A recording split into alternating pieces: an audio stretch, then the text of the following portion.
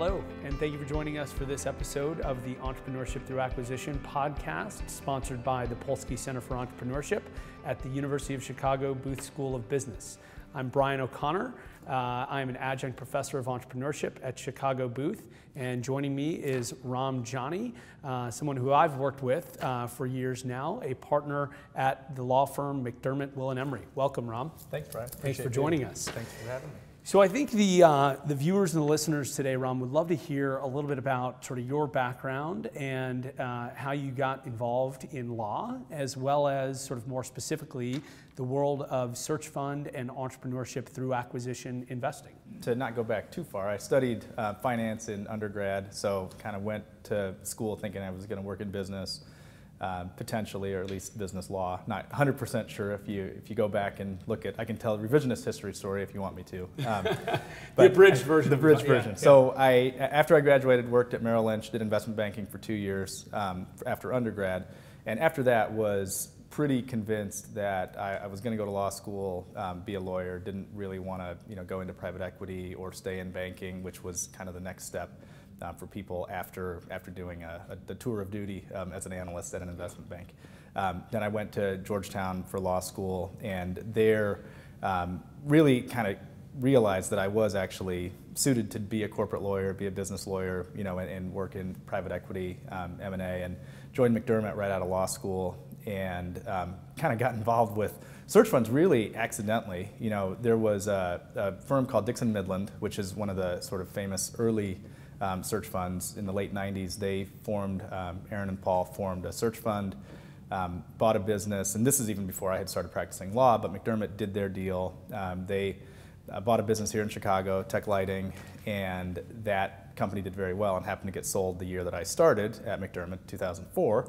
And then after that, Aaron and Paul continued with Dixon Midland and did some, what we would say more traditional private equity, and did, multiple deals. And I worked on all those, again, just sort of happenstance. I hadn't chosen to work with Aaron and Paul. They were great guys and Sure. really enjoyed doing it, but I sort of got a taste for search funds then, and then ran into Chris Hendrickson, who was an undergraduate classmate of mine. Ran into him in an event around the city, and it turned out he was working with McDermott on his search fund, Blue Canyon, and again, this is around 06, 07, and so Chris and I kind of connected. Chris said, "Oh, I'm using McDermott too." I said, "Oh," I'm a third-year lawyer at the time. I said, "Oh, okay, great. I'll try to work on your deal." I go back to the office, run into, find the partner who's working on the deal, and I say, "You gotta let me work on this." And he said, "Oh, of course. Partners. If you've got an associate that wants to work on your deal, you're all over it." Sure.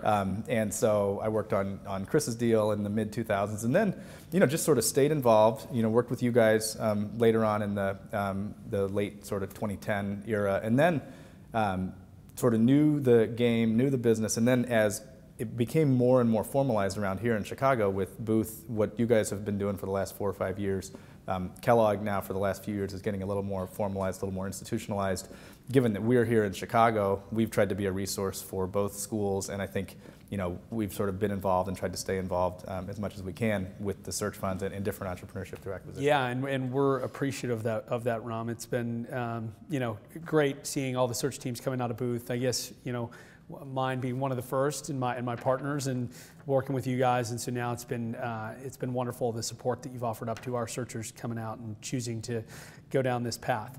Maybe for the listeners and viewers that don't have as much of a background in search fund investing, can you spend just a moment talking about some of the sort of more nuances of this investment strategy as it gets sort of drawn up in the documents that McDermott prepares and represents for their clients? So the notion of raising units and the pro rata right but not the obligation for the investors come acquisition time. Help us sort of understand that a little bit for the folks that maybe don't have that background. So at the search stage, what you're giving away really a couple of rights. So if an investor is, and I say giving away because we do more search fund representation, but on the investor side, you're really getting 2 different rights at the time of a search investment. One of the rights that you're getting is a right to look at whatever deal the searcher ultimately finds. So the search capital comes in, the searcher is going to go look for a deal, and the people who have invested at the search stage, they're going to have a pro rata right to invest in that deal. So if I invested, 10% of the deal, I've got a right to 10% of your search, I've got a right to 10% of the deal. That's one thing you get. The other big thing that you get is a 50% step up on your capital. So let's say you invest $50,000 in the search stage, the sort of round number. At the deal stage, that $50,000 would get rolled into $75,000 of equity in your deal. So those are really the two big rights that you get at the search stage as an investor, and that the searcher is kind of giving to the investors for them taking the risk and putting search capital in. And should an investor choose not to participate in the ultimate acquisition, from a legal and structuring standpoint, maybe explain for a minute on sort of how that process looks. Okay, so an investor is absolutely not obligated to invest, and that is, investors know that, they're very well aware of that. I think searchers also understand that it's not an obligation. I do think that they think there's more of a likelihood that an investor will invest in their deal if they've invested in the search, I think, than if they just go randomly out there in the future. So certainly I think that's what the statistics would bear out, is that more people, you're more likely to invest in somebody at the deal stage if you invested in their search. But it's definitely not one for one, definitely not true pro rata. So at that stage, there's a couple of different things that could happen. One, some investors just are like, okay, I like the deal, I like what you're doing, I like you. I mean, I liked you in the first place. I just don't have capital right now, so I'm going to let my investment just roll into the deal. And that's at fine. its stepped up at basis. its stepped up basis, and they roll forward and they've got equity in the deal. You can do that. If there's additional capital sort of sitting around at the time of the acquisition, then that person could also get bought out and just sort of say, you know what, I want to let that one go. And searchers sometimes are trying to find a little bit of additional capital so they can clean up their cap table a little bit. And when I say clean up, it's not a negative about the investors. Sure. It's just that fewer people, a little easier to keep track of. Yeah. Smaller investors, aren't always the best thing to have around, just because you have to send out, a set of documents to everybody. So you'd rather have fewer, especially if they're not putting additional capital and kind of coming. Which is the path that Mike and I went down when ultimately acquiring the business that we did and ran. When is it appropriate for a searcher or a prospective searcher to initiate a dialogue with McDermott and start sort of working with you guys, and how does that process look? I mean, the glib answer would be as soon as possible, right? I mean, I'm not gonna give you that answer. I think there are different stages. I'm happy to be a resource for people before they've engaged me. I mean, I know you've sent people my way to have a conversation, and I will help them think through some of the things that they need to think about before they make a decision on legal, and also before they make a decision on whether a search fund is the right thing for them. But we really do provide value very early. One of the things that we do, we certainly will help you get your entity formed in Delaware. I view it as being a little bit risky to go out trying to raise capital without a legal entity behind you. I mean, otherwise, who is raising the capital? Is it Brian O'Connor? I mean, are you personally making, representations as to the capital that's coming in here? And I think that it makes sense to get an entity formed. So I think that you should be doing that early before you start going out and talking to investors. You don't have to have a big law firm to do that, but I do think that it just makes sense to kind of get counsel involved early.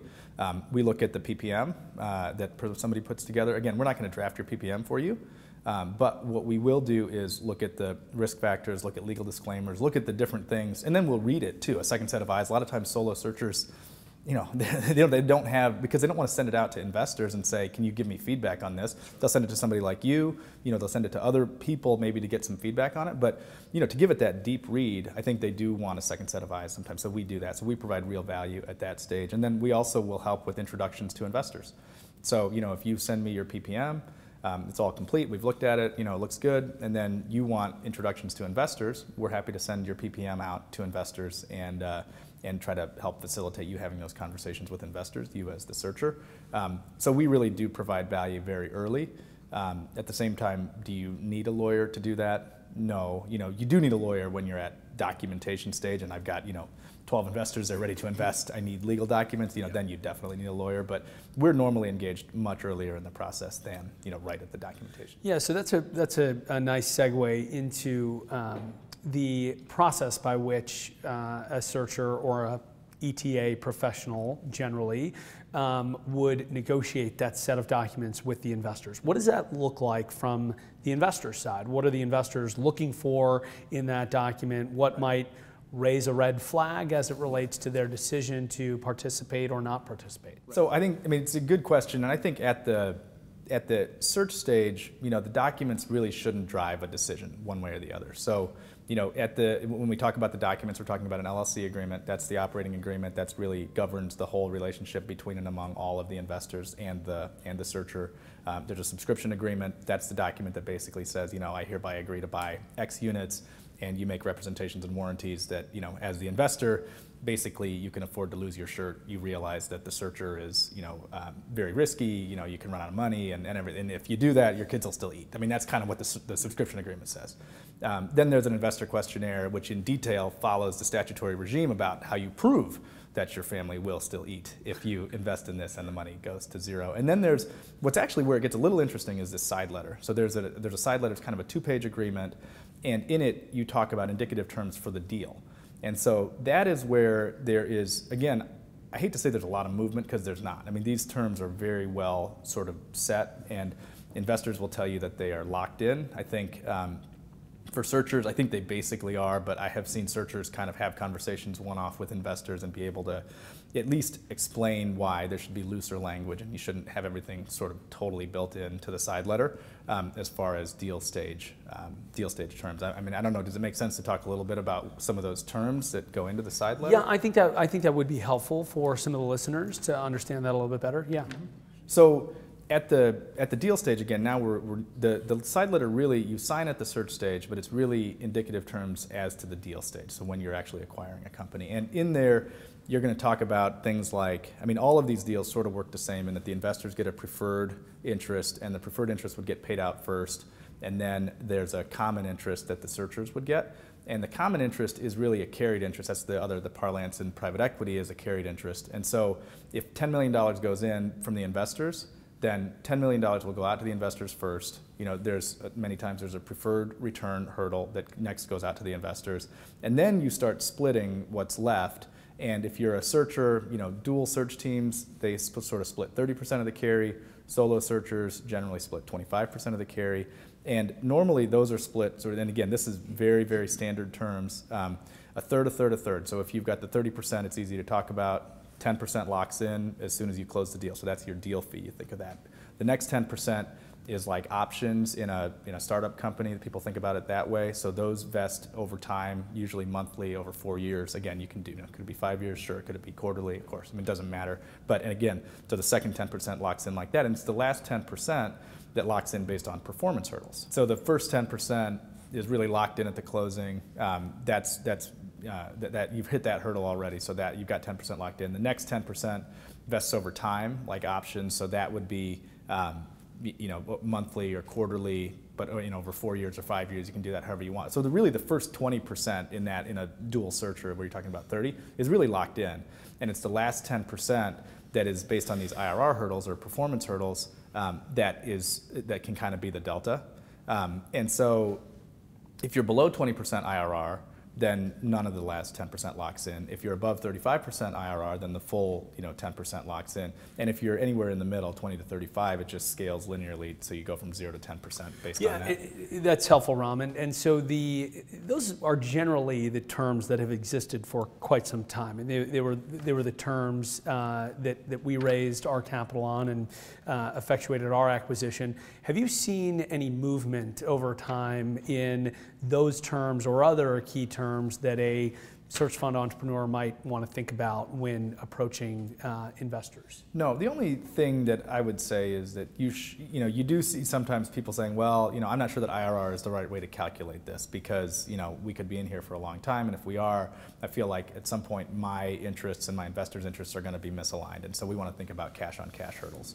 And so again, do you negotiate that into your side letter up front? No way, right? I mean, you're just not going to know that because you don't know what kind of deal you're going to buy. You don't know what you're going to do at that time. So that's one thing to think about. I think some people like to think about trying to front-end load more of the, locked in. Sort of, they want more of it locked in. I think investors are going to wonder why, right? I mean, they don't necessarily agree with that. I think sometimes people are saying, okay, well, maybe we can make the IRR range a little bit smaller, but a little higher, or we could focus on 25 to 35. But so movements on the margin, but by and large, that's been the case. And the point about internal rate of return versus multiple on invested capital, understandable given potentially longer holding periods. A 35% internal rate of return on a 2-year holding period is much different than a 35% internal rate of return over a period of 10, 12 years.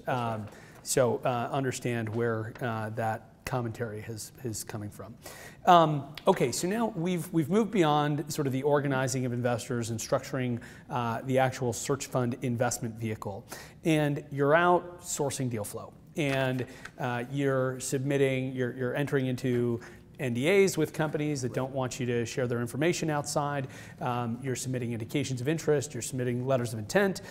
Where does McDermott sort of plug themselves into that process, and how does the interaction between searcher and Raam Jani look at that point? Yeah, it's definitely unique to each searcher. I mean, there is not one answer to this. I'm happy to provide a form of LOI, to a searcher that I think will have it has more questions in it than answers. It's just got something for a searcher to look at and sort of say, okay, and I'm ready to put this forward. Are we going to have earnouts? Are we going to have seller notes? How is this going to work with rollover equity? Are we going to do an asset deal? Are we going to do a stock deal? I don't have the answers to any of those questions, but my form of LOI will at least let you think about the right things. What sort of conditions to closing do we want? But normally searchers have had LOIs from a past life somewhere, and so they are just comfortable with their own form. They just use it, they send it out, and they send a bunch of these out without me looking at them, and that's okay. We do sometimes end up with LOIs that are signed that I've never seen, and sort of issues or questions. Might give you a little cause for concern. A little bit, and then it just puts us in a little bit of a tougher spot, because there's always the assumption that a lawyer has looked at an LOI when it's signed, and so then I'll be put in a spot of saying, when I'm on the other side being negotiating now, on a deal that has a signed LOI, and they're saying, well, that should have been in the LOI, did they have ineffective, counsel at the time of the LOI, basically asking me if I, should have put something in the LOI or didn't, and then I've got to say, well, I don't think you have to put that in an LOI, even though if I had been doing the LOI, I certainly would have put it in, or would have said, yes, we should reserve on that point, or we should make some sort of commentary. So you should get us involved, but do we have to draft every word of LOIs? Absolutely not. Indications of interest, I would say even more, you need even less of my guidance. I don't have a form, indication of interest. Everybody's looks different. They're all just kind of a letter, very loose documents. So, I don't need to be involved in that. With NDAs, again, most of the time people are pretty sophisticated, seen enough NDAs to know, call me if there's a provision you've never seen before. I mean, if you looked at 200 NDAs and you see a provision you've never seen before, call me. Let's talk about whether it's a sort of a backdoor standstill or something that you shouldn't agree to. Try to put some sort of non-competition in there. Exactly. Yeah. Exactly. So we've executed an LOI. We're feeling great about the prospects of this deal turning into an actual acquisition.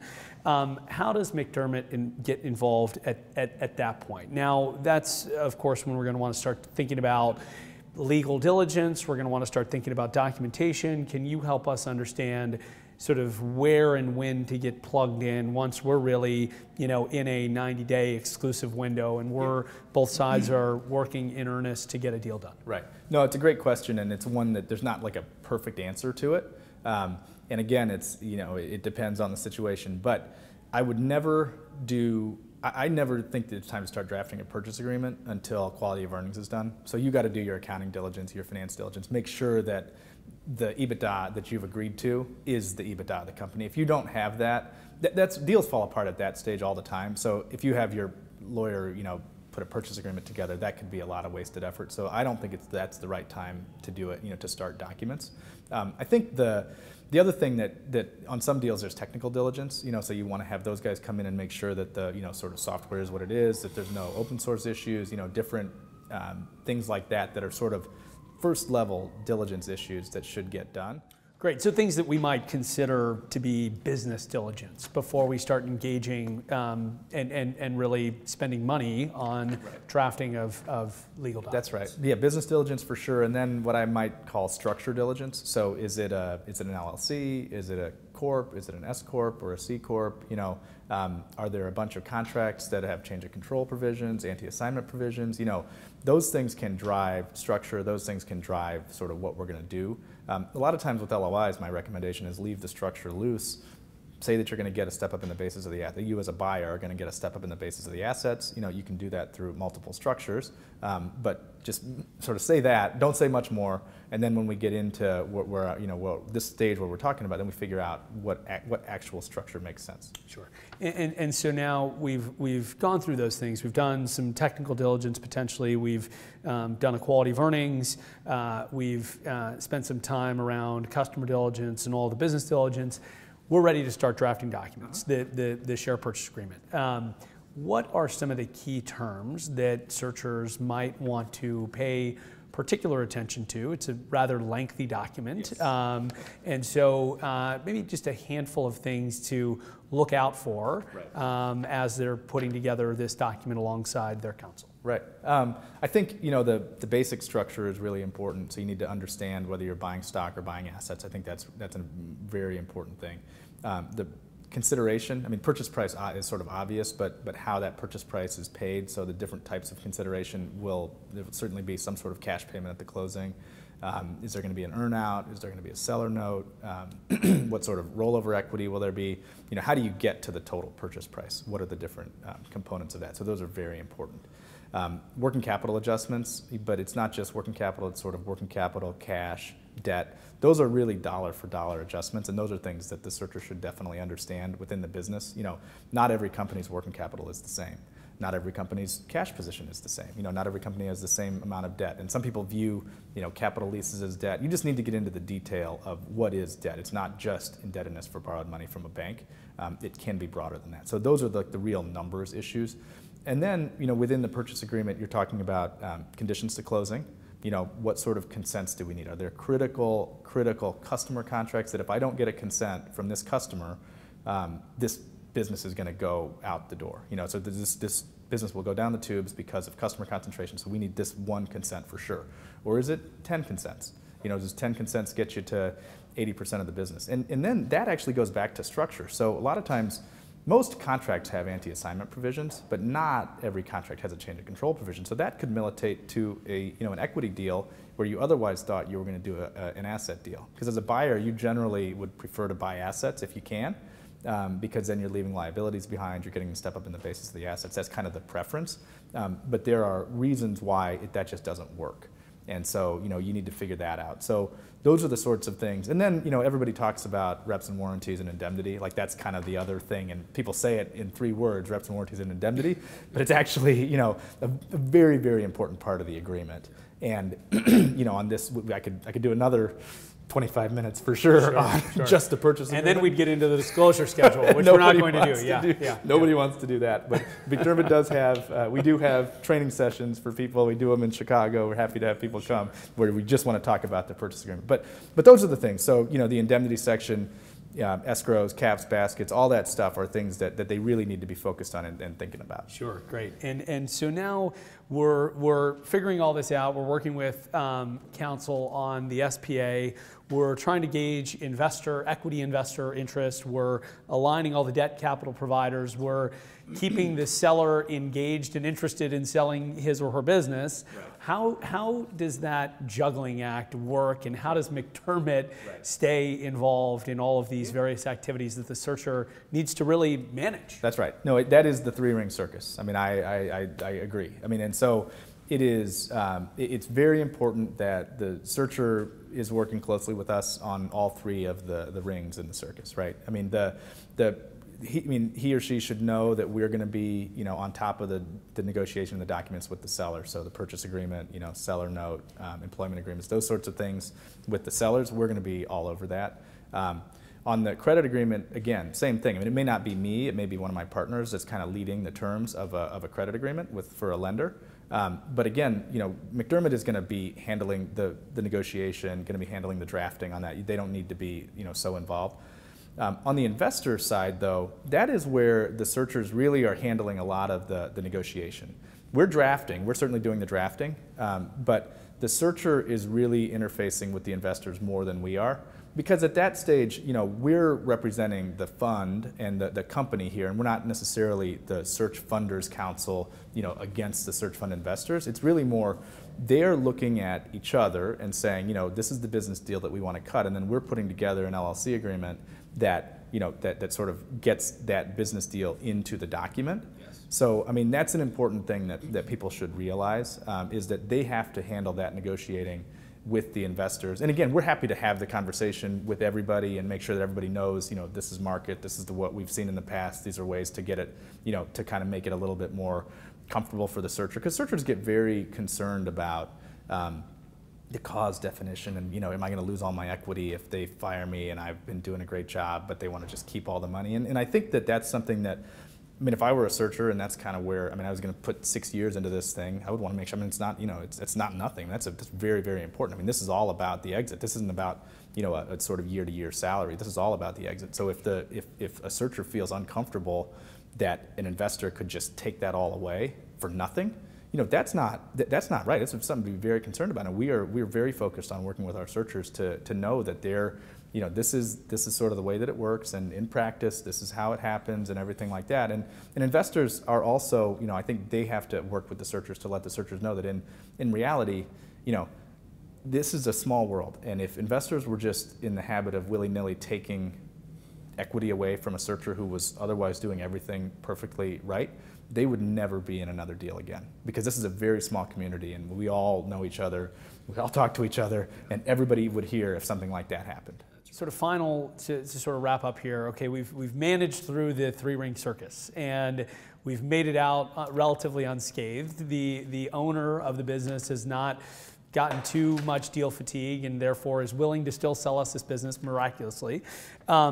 What does the interaction post-close? Once the smoke is cleared, once we've had our celebratory closing dinner, right, what is the interaction between the operator, the entrepreneur, the search funder, and his attorney, his or her attorney at McDermott look like post-close? Yeah, we want to continue the relationship, obviously, and most of these companies are not big enough to have their own internal GC. As you know, so we want to be a phone call. We want to be kind of the first phone call before people start to do other things that might need a lawyer.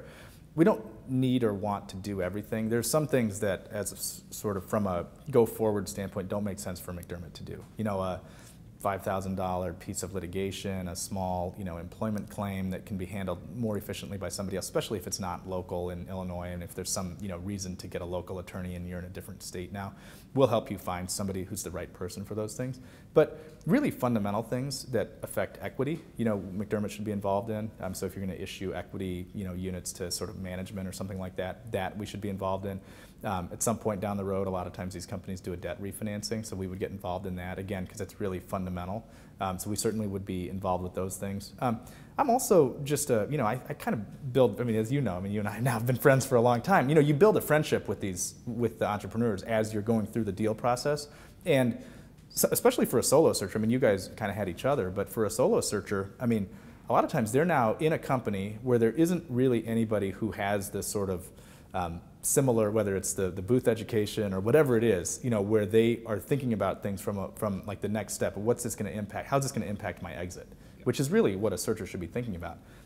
Have that phone call with me. I'm happy to have that phone call. You're not getting charged for all this stuff. This is where, if it's legal work that we're doing, sure, we'll charge for legal work that we're doing. But if it's more just you want to have a conversation, I want those conversations to continue. So I've sort of proposed with some of my searchers, that we just put a standing call on the calendar, because I don't want you to feel like that's, if you call me about something, it's going to get charged, and that's just the way people think about lawyers sometimes. But if we just have a standing call that I've called and I've said, we should have this standing call, then you're going to be more likely to use that time to talk to me about the things, and then I will help you decide whether you need to use us or you don't need to use us for a particular issue. But you sort of know that you have that because you don't have an internal general counsel, and if you just want to have a conversation about something, that I'll be there for you. Great. Raam, all very helpful insights. Thank you for sharing your time with us. Raam Jani, partner at McDermott, Will & Emery. Thank you for the viewers and listeners joining in. This concludes our episode of Entrepreneurship Through Acquisition podcast, brought to you by the Polsky Center.